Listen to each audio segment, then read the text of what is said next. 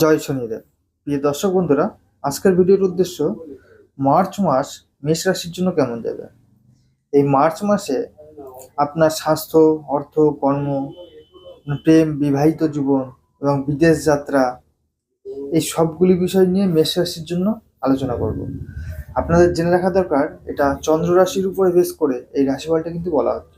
আপনার নাম রাশি যদি মেষ রাশি হয় তাহলে আপনি ভিডিওটি ফলো করতে পারেন, অথবা চন্দ্র রাশি মেষ রাশি হলে পরে তাহলেও ভিডিওটি ফলো করতে পারেন, এবং আপনার লগ্ন মেষ লগ্ন তাহলেও কিন্তু ভিডিওটি আপনি ফলো করতে পারেন। আলোচনা করব যে মেষ রাশি যদি মার্চ মাসটা দেখা যায় যে কেমন যাবে, তাহলে গ্রহের গোচরটা মার্চ মাসে দেখা আমাদের খুব জরুরি। তো আমরা যদি ফলো করি যে মেষ রাশি মার্চ মাসের গ্রহের গোচরটা, তাহলে পরে কিন্তু রাশির উপরে কিন্তু কোনো গ্রহ নেই।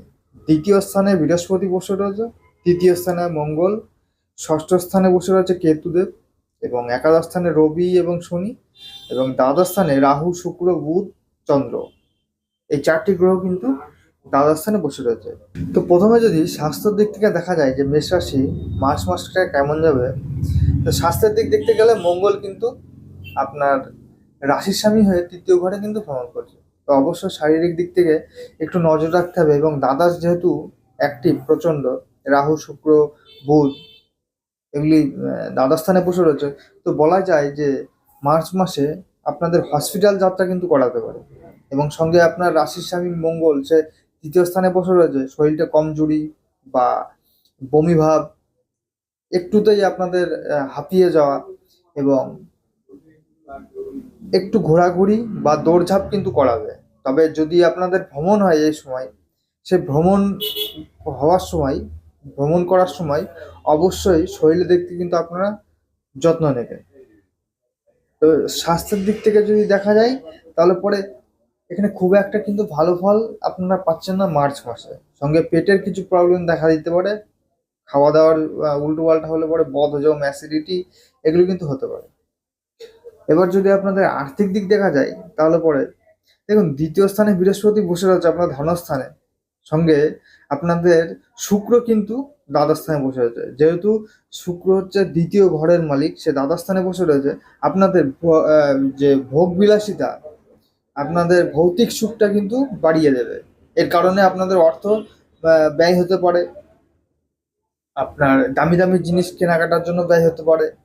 এবং সঙ্গে আপনাদের খেয়াল রাখতে হবে যে যেহেতু শুক্র ভৌতিক সুখ লাভ দেয়, তো সেই জায়গায় টিভি, ল্যাপটপ, মোবাইল এগুলির জন্য কিন্তু আপনাদের অর্থ ব্যয় হতে পারে। সেটা হতে পারে হারিয়ে যাওয়া বা খারাপ হয়ে যাওয়া, এর জন্য আপনার কেনাকাটির জন্য, অথবা নতুন আপনারা কিন্তু বাড়ির জন্য কিনতে পারেন।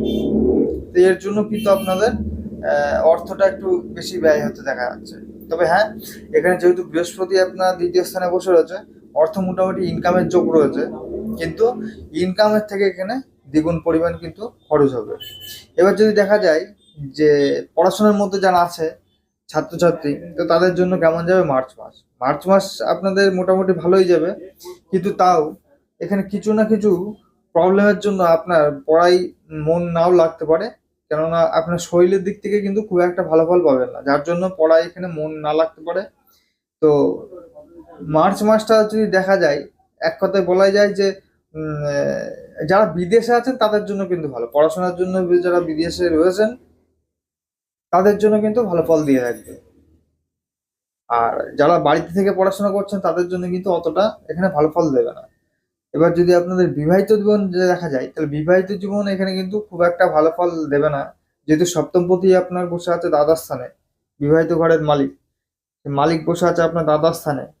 তো সেই জায়গায় আপনার যদি আপনি বাইরে থাকেন, বা আপনার হাজবেন্ড বা ওয়াইফ কোনো কর্মসূত্রে বাইরে রয়েছে, তাহলে তো বেটার। আর যদি এখানে আপনার বাইরে না থাকে, তাহলে কিন্তু এখানে অকারণে ঝামেলা কিন্তু শুরু যাবে, থার্ড পার্টি নিয়ে কিছু প্রবলেম কিন্তু দেখা দিতে পারে এখানে। এবার যারা ব্যবসা করছে তাদের জন্য, ব্যবসা যারা করছে, বিদেশ রিলেটেড যারা ব্যবসা করছে তাদের জন্য এই মার্চ মাসটা খুব ভালো যেতে চলেছে। এবং খরচ আপনাদের মোটামুটি থাকবে, খরচ দ্বিগুণ থাকবে, ইনকামটা থাকবে। যারা বাইরে জব করছেন বা ব্যবসা ট্যাবসা করছেন, তো তাদের জন্য খুব ভালো। এবার যারা চাকরি বাকরি করছে, তো তাদের জন্য কেমন ফল দিয়ে থাকবে।